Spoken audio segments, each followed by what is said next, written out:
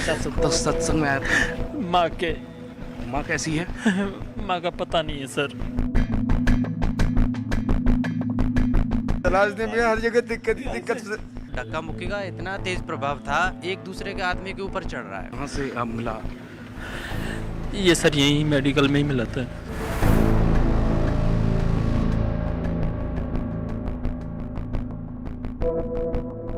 एक भीड़ थी, वो एक दूसरे के ऊपर हो गए बच्चे।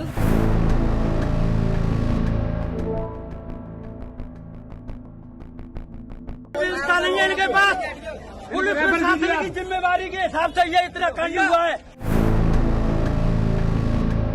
वो एक संग भीड़ आई है सुबह में, भोले बाबा की सत्संग में भीड़ हम दब गए।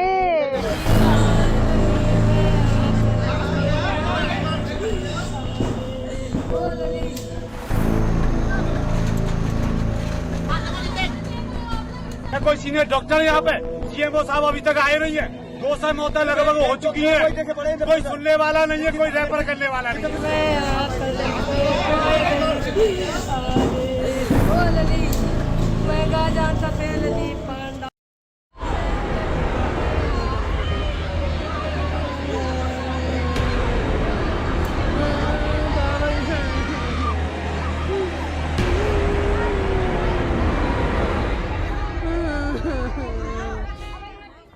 ये बाबा है कौन जिनके इतने सारे अनुयायी हैं? ये कहाँ के रहने वाले हैं? कब से बाबा सत्संग कर रहे हैं? ये सवाल आपके दिमाग में जरूर आ रहे होंगे। तो चलिए आपको दिखाते हैं कि बाबा की पूरी कुंडली, लेकिन उससे ये दिखाएंगे। आप देखिए कि योगी आदित्यनाथ प्रेस कॉन्फ्रेंस करेंगे, मीडिया से ये रूबरू होंगे, क्योंकि इससे पहले हमने देखा कि वो जिला अस्पताल गए, उन्होंने पीड़ितों से मुलाकात की, घायलों का हालचाल जाना, अफसरों से वो मुलाकात की और सख्त एक्शन की बात यहाँ पर योगी आदित्यनाथ ने कही है। मुआवजे का ऐलान भी हो चुका है। खुद योगी आदित्यनाथ ने घटनास्थल का दौरा किया और जैसे वो घायलों से मिले, काफी समय उन्होंने जिला अस्पताल में बिताया और डॉक्टरों को निर्देश भी दिए। उनकी प्राथमिकता यही है कि जो लोग घायल हैं उनका समय से इलाज हो, उनको किसी भी तरह की कोई दिक्कत ना हो। और जो यहाँ पर लापरवाही की जानकारी सामने आई है, जो एफआईआर दर्ज हुई है, जो एसडीएम ने डीएम को रिपोर्ट सौंपी है, उसमें कहा गया कि जो बाबा के सुरक्षाकर्मी थे, जब वहां पर धक्का मुक्की होती है तो वो स्थिति संभल नहीं पाती है और उनके सुरक्षाकर्मी द्वारा धक्का मुक्की होती है, जिस वजह से स्थिति बिगड़ती है। अब यहाँ पर कई सारे सवाल खड़े होते हैं। जो भी सवाल हैं वो उनका जवाब यहाँ पर देंगे मुख्यमंत्री योगी। उनके साथ पूरी अधिकारियों की फौज है, क्योंकि जब वो गए तो उनके साथ इलाके के एसएसपी मौजूद थे, पूरा प्रशासनिक अमला उनके साथ मौजूद था और अब वो मीडिया से मुखातिब हो रहे हैं। आप देखिए कि काफ़ी लंबी उनके पास पेपर्स हैं, फाइल है यहाँ पर कि ऐसा यहाँ पर फैसला होना चाहिए, ऐसा एक्शन होना चाहिए जो नज़ीर बने, क्योंकि ये जो समागम हुआ था 80,000 लोगों की परमिशन थी, लेकिन पहुँचते हैं 2.5 लाख से ज़्यादा लोग, यानी कि 3 गुना ज़्यादा लोग। ऐसे में राजनीति इस पर हो रही है। अखिलेश यादव ने सीधे सीधे यहाँ पर मुख्यमंत्री योगी पर सवाल खड़े किए हैं, प्रशासन पर सवाल खड़े किए हैं कि प्रशासन उस वक्त क्या कर रहा था जब इतनी बड़ी घटना हो जाती है। उसके बाद जिला अस्पताल में भी इंतजाम नहीं है, ये अखिलेश यादव ने हमला बोला। और अब जब मीडिया से मुखातिब योगी होंगे तो फिर इन तमाम सवालों का जवाब भी देंगे, क्योंकि वो खुद ग्राउंड पर मौजूद हैं। लगातार वो अधिकारियों से मीटिंग कर रहे हैं, उनको निर्देश दे रहे थे। अस्पताल में जैसे एक परिवार का मुखिया पहुंचता है, लोगों का हालचाल जानता है, उनसे पूछता है उनकी समस्या के बारे में, आप बीती के बारे में, क्योंकि जो घायल थे उनके परिवार वाले थे, वो प्रत्यक्षदर्शी भी थे। उन्होंने अपनी आंखों के सामने वो मंजर देखा था, अपनी आंखों के सामने लोगों की दुनिया को उजड़ते हुए देखा था। ऐसे में उन लोगों से भी उन्होंने बातचीत की है एक मुखिया के तौर पर कि वो इस बुरे वक्त में उनके साथ मजबूती से खड़े हुए हैं। अभी बाबा कहां पर हैं ये किसी को मालूम नहीं, अंडरग्राउंड है। लेकिन अब योगी आदित्यनाथ मीडिया से मुखातिब होंगे। हाथरस हादसे पर हर एक सवाल का जवाब योगी देंगे। मित्रों, कल हाथरस जनपद के सिकंदराबाद तहसील के एक गांव में एक दुखद और दर्दनाक घटना अपराह्न में घटित हुई।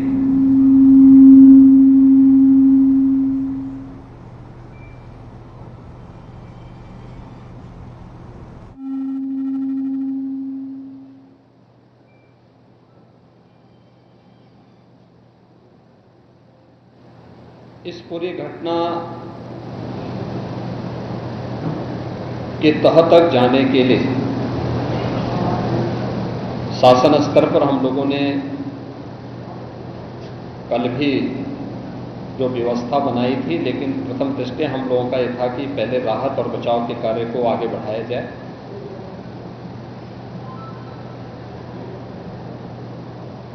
इस पूरी जो अभी हादसा है, इस हादसे में 121 श्रद्धालुओं की मृत्यु हुई, जो उत्तर प्रदेश के साथ साथ हरियाणा, राजस्थान और मध्य प्रदेश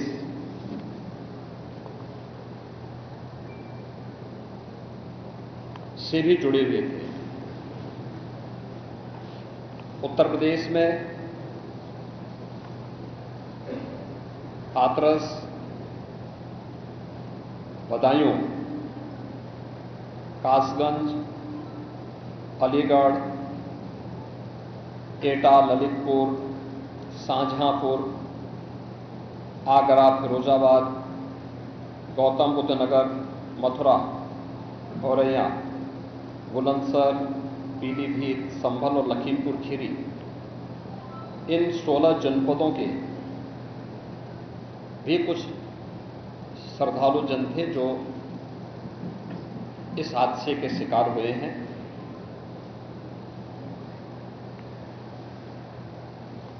एक 121 में से 6 मृतक ऐसे थे जो अन्य राज्यों से थे,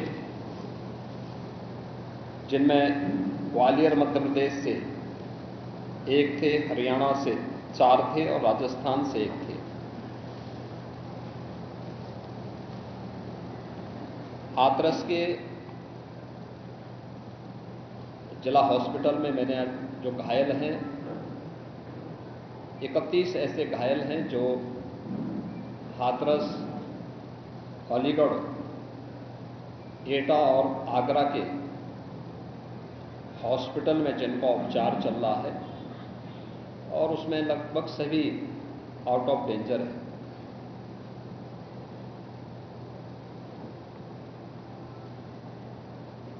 हादसे के बारे में जो वहाँ के चश्मदीद हैं, जो इस घटना के शिकार हुए थे, गंभीर रूप से घायल हो गए थे, उनमें से ज़्यादातर जो लोग हैं जिनसे आज मैंने बातचीत भी किया है, वे सभी इस बात को बोलते हैं कि हादसा कार्यक्रम के उपरांत जब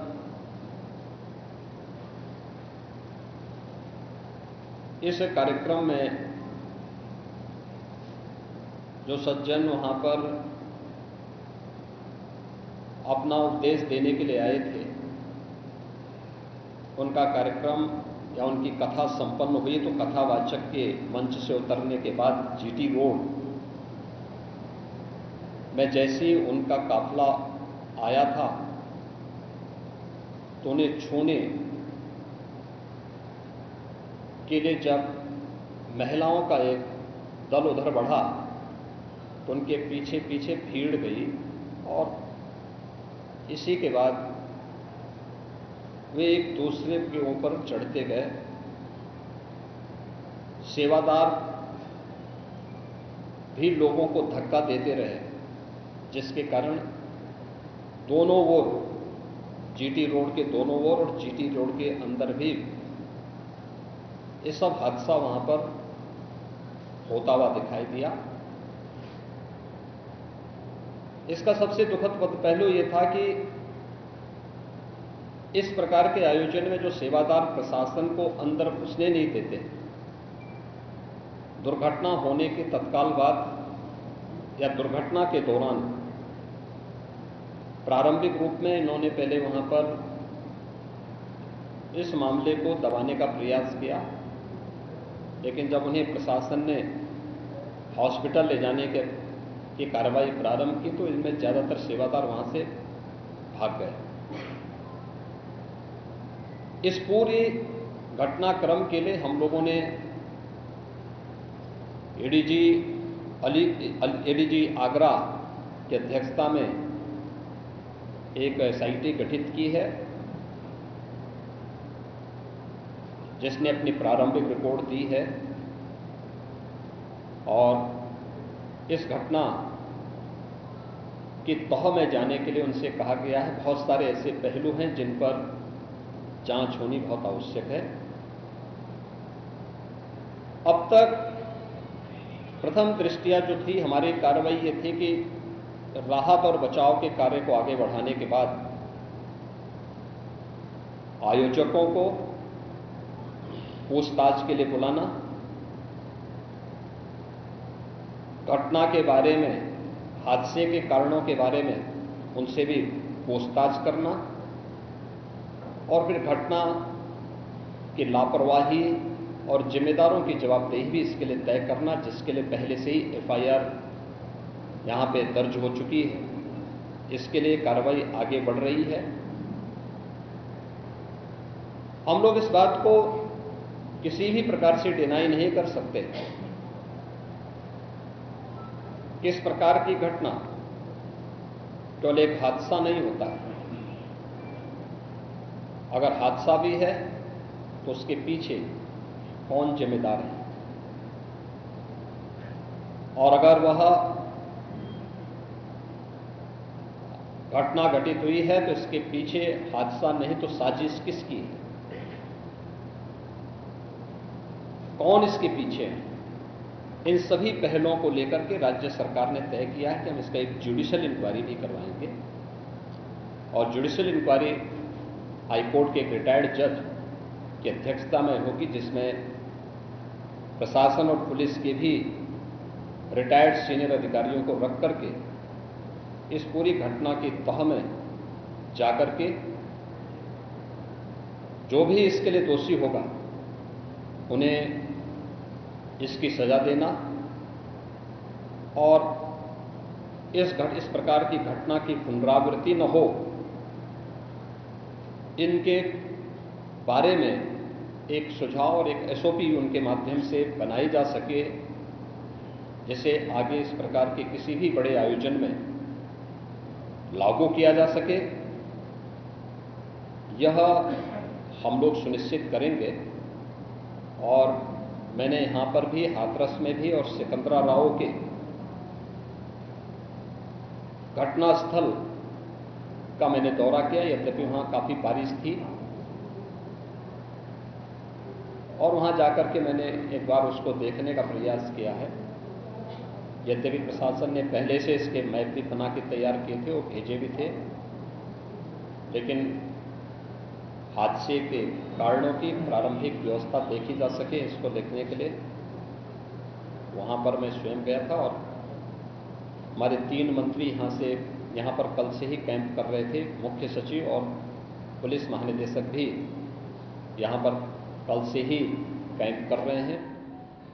सीनियर अधिकारीगण भी यहां पर पुलिस और प्रशासन के अधिकारीगण यहां पहले से ही कैंप करते हुए इस पूरी घटना के लिए जिम्मेदारों की जवाबदेही तय करने की भी दिशा में आगे कार्रवाई की जा रही है, जिसमें कुछ विशेष दल बनाए गए हैं जिनमें अलग अलग जनपदों में उनकी कार्रवाई अब प्रारंभ होगी और प्रारंभिक जांच के बाद आगे की कार्रवाई को हम लोग आगे बढ़ाने का कार्य करेंगे। यह यहाँ की घटना के बारे में था और जुडिशियल इंक्वायरी के बारे में आज ही इसके नोटिफिकेशन शासन के द्वारा भी जारी हो जाएगी।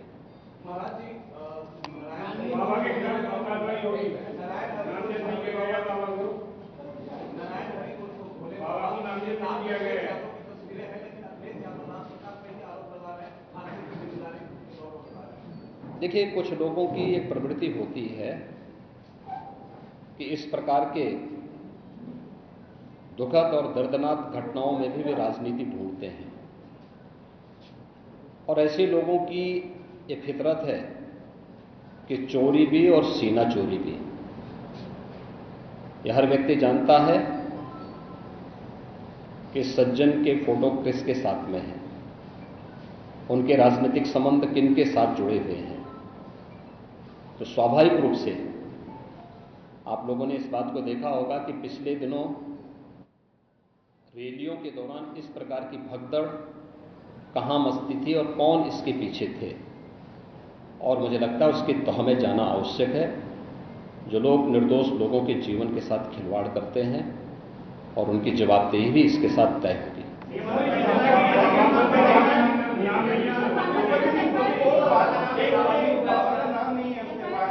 दूसरी चीज आपने कहा कि ऐसे आयोजनों में प्रशासन को घुसने की इजाजत नहीं होती है, तो ऐसा क्यों होता है कि क्या भविष्य में ऐसी चीजें ना हो? देखिए प्रशासन प्रथम दृष्टया ये मान के चलता है कि धार्मिक आयोजन है, उनके सेवादार इस प्रकार के आयोजनों की जिम्मेदारी अंदर से स्वयं निभाएंगे। और बड़े बड़े आयोजन होते हैं, ऐसा नहीं कि ना होते हो। सावधानीवश वहां पर फोर्स प्रशासन तैनात करता है, लेकिन आउटर रिंग में उनकी फोर्स होती है। अंदर अगर आप देखेंगे तो उनके स्वयंसेवक के सेवादार ही इस पूरी व्यवस्था का संचालन करते हैं, उनकी देखभाल करते हैं। और जहां पे भीड़ अनुशासित होती है, धार्मिक और आध्यात्मिक श्रद्धा भाव के साथ लोग जहां आते हैं, वहां पर भीड़ अनुशासित भी रहती है। लेकिन जब वही कार्यक्रम निहित स्वार्थी तत्वों के हाथों का खिलौना बन जाता है, तो वह अनुशासनहीनता का नजारा वहां पर भी देखने को मिलता है। और इसका शिकार अंततः वह निर्दोष व्यक्ति होता है जो धार्मिक श्रद्धा के साथ उस आयोजन में भागीदार बनता है, क्योंकि उसको तो साजिश के बारे में पता नहीं होता है और वह अपनी उस श्रद्धा भाव के साथ आता है। लेकिन साजिश करने वाले लोग अपनी साजिश करके फिर वहां से चुपचाप खिसकने का प्रयास भी करते हैं। होना ये चाहिए था कि अगर हादसा था तो सेवादारों को वहां पर इस पूरी घटना को पहले तो अपनी व्यवस्था को सुदृढ़ करना चाहिए था, और अगर सुदृढ़ नहीं कर पा रहे थे तो प्रशासन का सपोर्ट लेकर के हादसे के शिकार लोगों को हॉस्पिटल पहुंचाने की व्यवस्था करनी चाहिए थी, उपचार की व्यवस्था करनी चाहिए थी। इसका सबसे दूसरा जो पहलू ये है कि हादसा में लोग मरते गए और सेवादार उससे पहले वहां से खिसक करके भाग चुके थे, और इसीलिए हम लोग इसकी तह में जाएंगे। और मैं इस बात के लिए आपको इस बात के लिए मैं कह रहा हूं ना कि मैंने इसीलिए जुडिशियल कमीशन के बारे में राज्य सरकार ने इसको तय किया है। हम इसके तहत निष्कर्ष पर आएंगे और इस प्रकार के बड़े बड़े आयोजन हम लोग करते रहे हैं,